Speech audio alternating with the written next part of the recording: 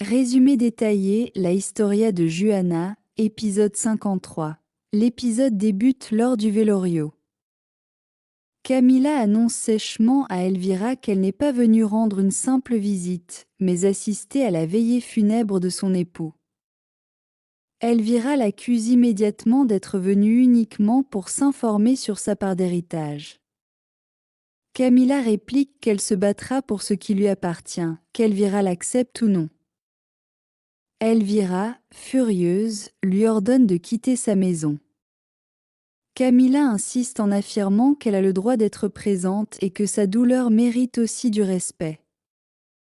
Elvira, sarcastique, nie l'existence de cette douleur. Elle l'accuse de s'être servie de Gabriel, d'avoir été sa maîtresse et de peut-être même avoir comploté avec lui la mort de Francisco. Elvira la traite alors d'assassine. Paula, influencée par les paroles de affirme qu'elle croit aussi que Gabriel peut être coupable de la mort de Francisco.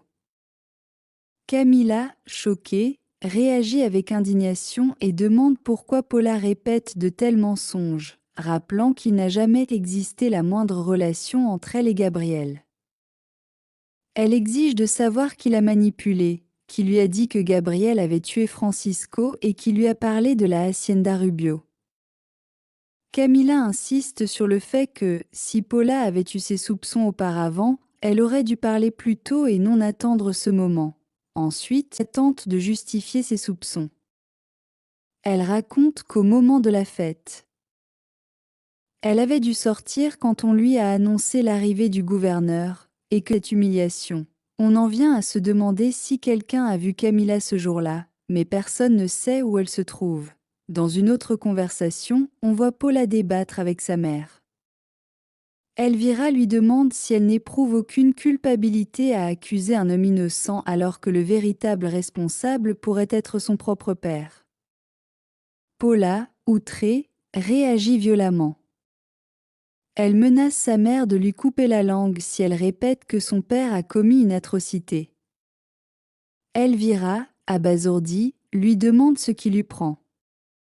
Paula rétorque qu'il ne s'agit plus de lien de sang, mais de choisir qui est avec elle ou contre elle.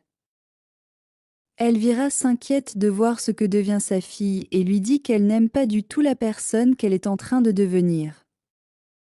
Paula, dans sa révolte, affirme qu'elle déteste la réalité qui l'entoure parce qu'elle sent que tout le monde veut lui faire du mal. Elle déclare qu'il faut révéler au monde la vérité et annonce qu'elle va donner une interview exclusive où elle racontera quel genre d'homme est Gabriel, et qu'elle le dénoncera publiquement comme une ordure de mari. Pendant ce temps, Gabriel vit des instants intimes avec Juana. Elle explique que rester auprès de lui permet de sentir que leur lien avec les êtres disparus reste vivant et qu'à ses côtés. Elle se sent pleinement en vie. Gabriel lui avoue alors qu'il a besoin de faire quelque chose d'important.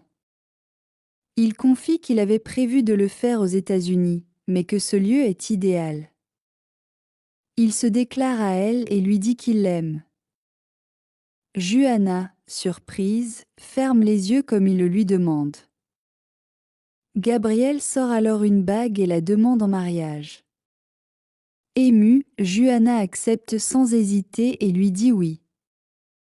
Tous deux s'embrassent avec passion, et Juana affirme que son amour est si grand qu'elle sent que ce n'est pas seulement son bébé qui grandit en elle, mais aussi son cœur. Ils s'avouent leur amour réciproquement,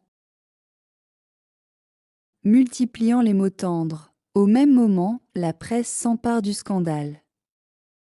Les journalistes annoncent qu'ils vont diffuser une interview exclusive avec la femme du meurtrier de Francisco. La présentation est volontairement sensationnaliste et diffamatoire. Ceux qui entendent cela jugent qu'il s'agit de presse de caniveau, irrespectueuse et exagérée. Les employés de Gabriel s'indignent et affirment que leur patron n'est pas un assassin. Dans un autre contexte, Elvira revient sur les humiliations subies par Camila, en racontant qu'elle avait traité d'opportuniste et d'assassine devant tout le monde. Ceux qui assistent à cette scène reconnaissent que cela a été très dur pour Camila. surtout en raison de son caractère fier. Parallèlement, dans une discussion plus sombre, Rogelio s'entretient avec ses hommes. Quiroz a fait savoir qu'il soupçonnait l'équipe de surveillance des gardes de Gabriel de travailler secrètement pour Salvador Castillo. Rogelio, connaissant bien la corruption policière, n'écarte pas cette possibilité et ordonne que Gabriel et le détective Castillo soient suivis de près. Enfin, l'épisode se termine par l'interview de Paula.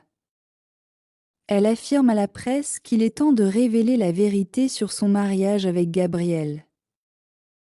Elle le décrit comme un homme violent, abusif, manipulateur et intéressé, qui s'est toujours servi des femmes pour ses propres fins. Elle le qualifie de monstre et annonce qu'elle possède des preuves de ce qu'elle avance. Ces paroles marquent un tournant dramatique, laissant présager un scandale public qui pourrait détruire définitivement l'image de Gabriel. C'est la fin.